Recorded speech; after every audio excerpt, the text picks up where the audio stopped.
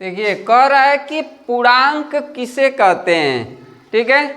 तो पूर्णांक हम कह रहा है कि पूर्णांक किसे कहते हैं, तो धनात्मक और ऋणात्मक संख्याओं के समूह को पूर्णांक कहते हैं। यानी जितने ऋणात्मक और धनात्मक संख्याएं होती हैं वो सभी क्या कहलाती हैं, पूर्णांक कहलाते हैं। जैसे मान लीजिए हम लिख ले रहे हैं, कह रहे हैं कि 1 2 3 4 5 6 7 8 9 10।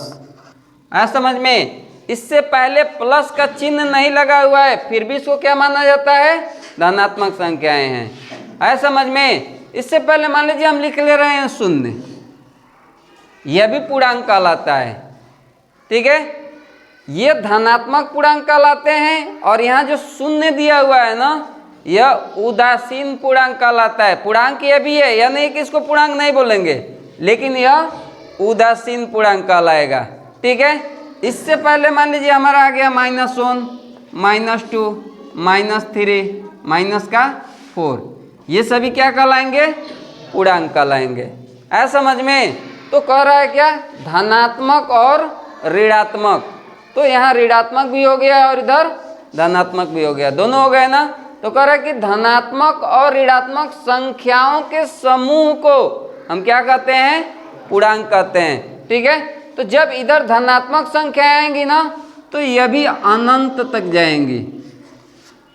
है समझ में? यानी जितनी संख्याएं, जितनी धनात्मक संख्याएं होंगी वे सभी क्या कहलाएंगी, पूर्णांक कहलाएंगे, ठीक है। 0 भी हमारा क्या कहलाएगा, पूर्णांक कहलाएगा। इससे पहले यह माइनस माइनस दिखाई दे रहा है ना, यह भी कहाँ जाएगा, अनंत तक। इसमें जितनी संख्याएं होंगी वे सभी क्या कहलाएंगे, पूर्णांक कहलाएंगे, ठीक है। मान लीजिए हम लिख दिए 12, कोई पूछ रहा है कि यह पूर्णांक है कि नहीं है, तो पूर्णांक है कि नहीं है, समझ में? यह भी पूर्णांक होगा। अगर जो मान लीजिए -12 हम लिख दिए तो यह क्या होगा, यह भी पूर्णांक होगा।